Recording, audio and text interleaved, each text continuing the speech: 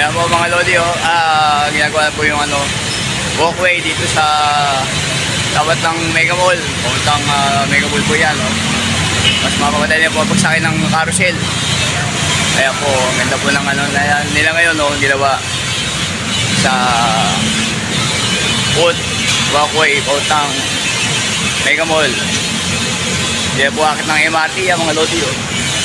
Ang ganda po sa puntang Mega Mall. Ayan, may po pong elevator yan at escalator.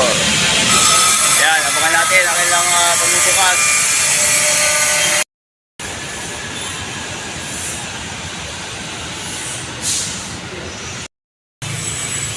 Ayan po mga lodi, ayan po sakayan ng puntang carousel.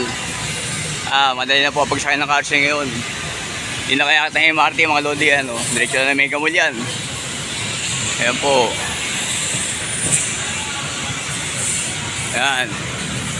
Yun, nasa akin ng carousel, doon na kaya kilat.